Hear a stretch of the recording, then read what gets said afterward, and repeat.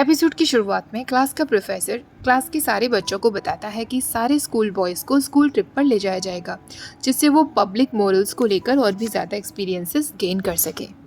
Class के student school trip पर जाने के लिए बहुत एक्साइटेड थे। वहीं आशिया की नज़र बार बार यामातो के ऊपर थी। वो सोच रहा था, आखिरकार यामातो ने मुझे इस तरह हक क्यों किया होगा। उसके बाद से यामातो ने मुझसे उस बारे में बात भी नहीं की है। तभी टीचर कहते हैं, हमने स्टूडेंट्स की ग्रुप बना दिए हैं और हर एक ग्रुप को एक एक प्लेस पर भेजा जाएगा। यामातो और आशिया के सारे फ्रेंड्स एक ग्रुप में थे और वो लोग डिसाइड कर चुके थे कि उन्हें कहाँ जाना है। हुसाका कहता है, मैं तो बहुत खुश हूँ कि मैं उस ग्रुप में हूँ जिसमें यामातो है। मैं हमेशा से यामातो सा के नज़दीक होना चाहता था। आशिया को ये सुनकर थोड़ा सा अजीब लगता है। हुसाका कहता है, क्योतो में एक जगह है जिसका नाम ओहारा है, क्यों ना हम लोग वहाँ घूमने के लिए चलें। यामातो कहता है, ओहारा एक टाउन है जहाँ जाने के लिए बहुत लंबा सफर तय करना पड़ेगा। हुसाका कहता है, मैं तो बस अपनी बात रख रहा था, अगर तुम लोगों को वहाँ नहीं जाना तो कोई बात नहीं। उनका एक फ्रेंड अमामिया यामातो से कहता है, लगता है तुम क्योतो के बारे में बहुत कुछ जानते हो, क्यों ना हम लोग फुशिमी इनारी की तरफ चलें, या फिर तुम कोई और जगह सजेस्ट करो यामातो। तभी यामातो मैप में दिखाते हुए कहता है, अगर तुम लोग फुशिमी की तरफ जाना चाहते हो तो हमें इस टोफुकुजी टेम्पल के लिए भी जाना चाहिए, ये भी बहुत अच्छी जगह है, और हमें आशिया से भी पूछना चाहिए कि वो कहाँ जाना चाहता है। तभी आशिया कहता है, मैं तो हर जगह खुश हो जाऊंगा, बस वहाँ का खाना टेस्टी होना चाहिए। यामातो उसकी तरफ मुस्कुरा देता है। अब आशिया को प्रॉब्लम हो रही थी, आखिरकार उन दोनों के बीच जो भी कुछ हुआ उसके बाद यामातो इतना नॉर्मल क्यों बिहेव कर रहा था। उसे ये बात अच्छी नहीं लग रही थी। वो क्लास से बाहर जाकर सोचने लगता है, मैं ही एक बेवकूफ़ था जो चिंता किए जा रहा था। वो जा ही रहा था तभी पीछे से उसे यामातो आवाज़ देता है। यामातो उससे कहता है, मैं सोच रहा था क्यों ना हम दोनों साथ में बैठकर लंच करें। वो दोनों लंच करने के लिए छत पर आ जाते हैं और हमेशा की तरह वो हाफ पार्ट में बन को डिवाइड करते हुए यामातो को दे देता है। वो यामातो से पूछता है, तुम्हें क्योतो सिटी के बारे में इतना कुछ कैसे पता है। यामातो कहता है, क्योंकि मेरे डैड क्योतो के ही थे। आशिया कहता है, ओह अच्छा, मैं समझ गया, शायद अभी भी बहुत कुछ है जो मैं तुम्हारे बारे में नहीं जानता हूँ यामातो। वैसे क्या ऐसी कोई जगह नहीं जहाँ स्पेशली तुम जाना चाहो। यामातो कहता है, मैं टोगुसुक्यू ब्रिज ज़रूर देखना चाहूँगा, वो बहुत ब्यूटीफुल है। मैंने एक बार उसे देखा था पर फिर से कभी देखने का मौका ही नहीं मिल पाया, पर अब जब मेरे पास उसे फिर से देखने का मौका मिला है तो मैं उसे सबके साथ देखूँगा। आशिया उससे कहता है, कैसा रहेगा कि तुम अगर वो ब्रिज देखने के लिए मेरे साथ चलो, क्या मैं भी तुम्हारा फेवरेट प्लेस देख सकता हूँ। यामातो उससे कहता है, हाँ बिल्कुल, हम दोनों साथ चलेंगे। आशिया एक बार फिर सोचने लगता है, यामातो एज यूजुअल ही बिहेव कर रहा है और मैं सोच सोच कर पागल होता जा रहा हूँ। इससे पहले कि वो यामातो से कुछ पूछ पाता, वहाँ छत पर क्लास की कुछ और लड़कियाँ आ जाती हैं, जिन्हें देखने के बाद आशिया यामातो से कहता है, चलो हम यहाँ से चलते हैं, नेक्स्ट क्लास फिजिकल एजुकेशन की होने वाली है। नीचे जाते वक्त आशिया एक बार फिर सोचने लगता है, यामातो उस वक्त क्या सोच रहा होगा जब उसने मुझे हक किया था। अचानक सीढ़ियों पर उसका पैर फिसल जाता है, पर इससे पहले कि वो गिरता, यामातो उसे गिरने से बचा लेता है। आशिया उससे कहता है, thank you so much. Yamato कहता है, कोई बात नहीं। उसके जाने के बाद आशिया सोचने लगता है, क्या हम दोनों फिर से पहले की तरह बेस्ट फ्रेंड्स रह पाएंगे इस कंफ्यूज्ड फीलिंग के साथ। मैं क्या करूँ इस फीलिंग का, जिन्हें मैं खुद नहीं समझ पा रहा। अगले दिन वो सब लोग मिलकर ट्रिप के लिए निकल जाते हैं। यामातो आशिया से कहता है, चलो साथ में फोटोग्राफ्स लेते हैं, और वो दोनों काफ़ी सारे फ़ोटोज़ क्लिक करते हैं।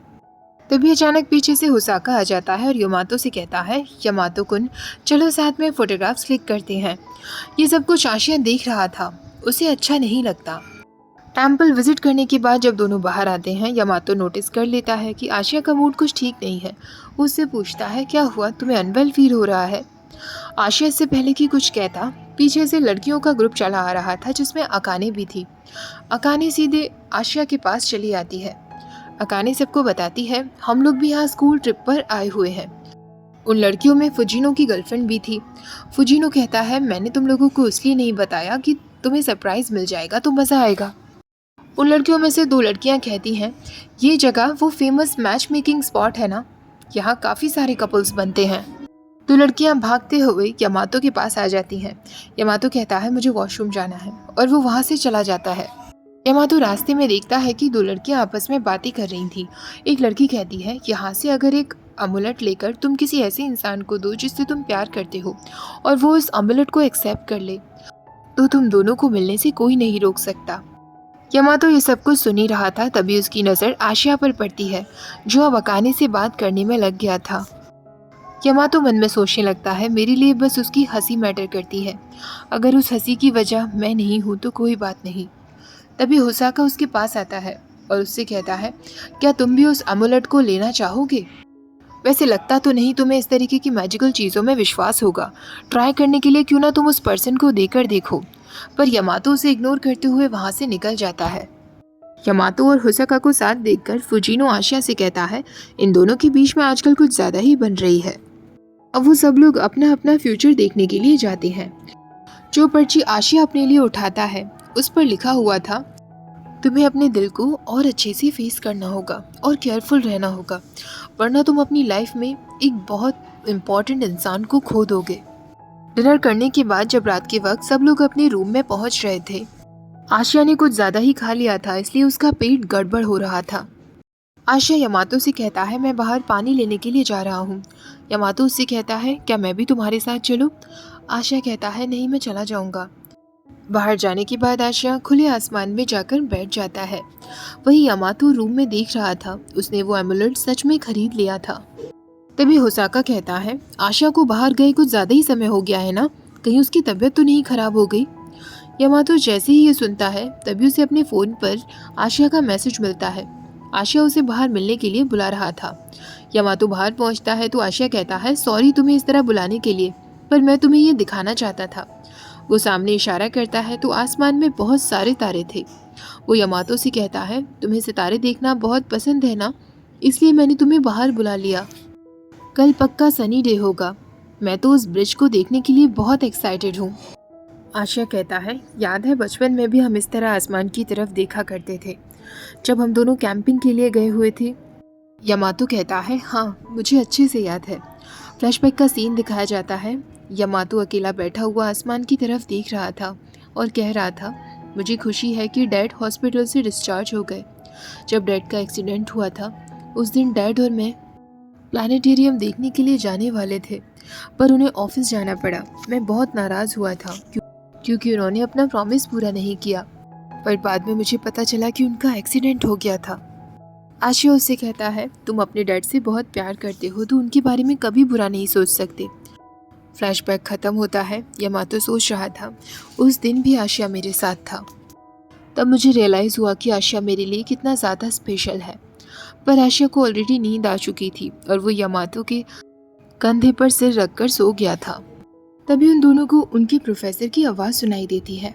आशिया तुरंत जाग जाता है और वो यामातो से कहता है, सॉरी मैं सो गया था। प्रोफेसर कहते हैं, इतनी रात हो गई है, तुम लोग बाहर क्या बैठे हुए हो, जल्दी से बात लो और सो जाओ। वो दोनों रूम में पहुंच जाते हैं जहां बाकी के स्टूडेंट्स कह रहे थे कि हम लोगों को हॉट स्प्रिंग जाने को मिलेगा। आशिया सोचने लगता है, इसका मतलब मुझे यामातो के साथ बात लेना होगा। यामातो से पूछता है, क्या हुआ, तुम क्या सोच रहे हो? आशिया कहता है, कुछ नहीं। वो मन में सोचने लगता है, मैं इस बात को लेकर इतना अपसेट क्यों हूँ, ये एक नॉर्मल बात ही तो है और वैसे भी हम दोनों मैन हैं। तभी एक लड़का वहाँ आकर कहता है, आशिया एक लड़की कुरोसावा बाहर तुम्हारा इंतज़ार कर रही है। आशिया कहता है, पर क्यों? तो वो लड़का कहता है, वो तुम्हें प्रपोज करना चाहती होगी, और क्या। आशिया बाहर चला जाता है।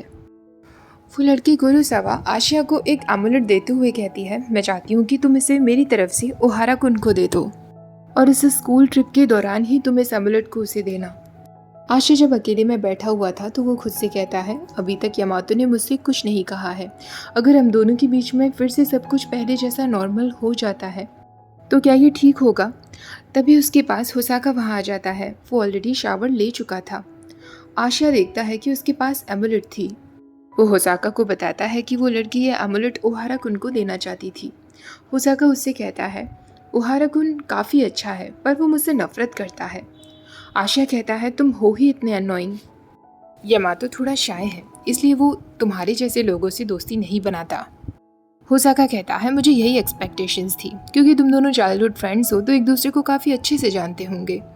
ये सुनकर आशिया कहता है, ऐसा नहीं है, हम दोनों चाइल्डहुड फ्रेंड्स ज़रूर हैं। मुझे भी ऐसा लगता था कि मैं यामातो के बारे में सब कुछ जानता हूँ, पर शायद कुछ चीज़ें ऐसी हैं जो मैं उसके बारे में नहीं जानता, और फ़िलहाल तो मैं बिल्कुल नहीं समझ पा रहा हूँ कि उसके दिमाग में क्या चल रहा है। होसाका कहता है, अगर तुम नहीं समझ पा रहे तो तुम डायरेक्टली उससे पूछ क्यों नहीं लेते? आशिया कहता है, मुझे डर लगता है इस बात का कि कहीं हम दोनों की रिलेशनशिप चेंज ना हो जाए, इसलिए मैं उससे डायरेक्टली कुछ नहीं पूछता। कम से कम इस तरह हम वैसे तो रह ही सकते हैं ना, जैसे हम हमेशा रहे आ रहे हैं। होसाका कहता है, क्या तुम्हें लगता है कि तुम पहले की तरह उसके साथ बातें कर पाओगे? जस्ट बिकॉज तुम उससे अपने दिल की बात कह नहीं रहे हो, इसका मतलब ये नहीं है कि तुम दोनों के बीच की रिलेशनशिप चेंज नहीं होगी। मेरी मानो तो तुम्हें डायरेक्टली उसका सामना करना चाहिए और अपने दिल की सुनो, उसके साथ रहो जिसके साथ तुम्हें अपना दिल रहने के लिए कह रहा है। कहीं बाद में तुम्हें पछतावा ना हो। तभी उनकी बाकी के दोस्त भी वहाँ आ जाते हैं। वो आशिया से पूछते हैं, क्या तुमने बात ले लिया? आशिया कहता है, हाँ, मैं बस बात लेने के लिए ही जा रहा था। आशिया जब बात लेने के बाद रूम में वापस पहुंचता है तो वो देखता है कि वो सब लोग मिलकर यामातो के साथ वीडियो गेम्स खेल रहे थे और यामातो हर बार जीत रहा था। तभी एक लड़का कहता है, सर ने कहा था कि 11 बजे तक हमें सो जाना है, अभी 10:30 बजे हैं, तो हमारे पास आधा घंटा और है, क्यों ना हम थोड़ा और खेलें। तभी होसाका वहाँ आकर बताता है, तुम लोगों को शायद नहीं पता है पर टीचर इसी तरफ आ रहे हैं। टीचर टॉर्च लेकर उन लोगों के रूम की तरफ पहुँचता है। वो सब लोग जल्दी से गेम को बंद कर देते हैं। वो पूरे रूम में अंधेरा कर देते हैं और जिसको जैसे जैसे जगह मिलती है वो वहीं लेट जाता है। आशिया को रियलाइज़ होता है कि वो यामातो के ऊपर लेट गया था। वो उठने की कोशिश करता है पर यामातो उसे पकड़ लेता है। दोनों बिल्कुल एक दूसरे के ऊपर आ गए थे। क्योंकि टीचर अभी भी टॉर्च लेकर वहीं खड़े हुए थे, इसलिए यामातो आशिया को खुद से अलग होने नहीं देता। और यहीं पर एपिसोड ख़त्म हो जाता है। ये क्यूट सा एपिसोड अगर आपको पसंद आया हो तो प्लीज़ वीडियो को लाइक, शेयर और चैनल को सब्सक्राइब करना मत भूलिएगा। Thank you for watching. Bye bye.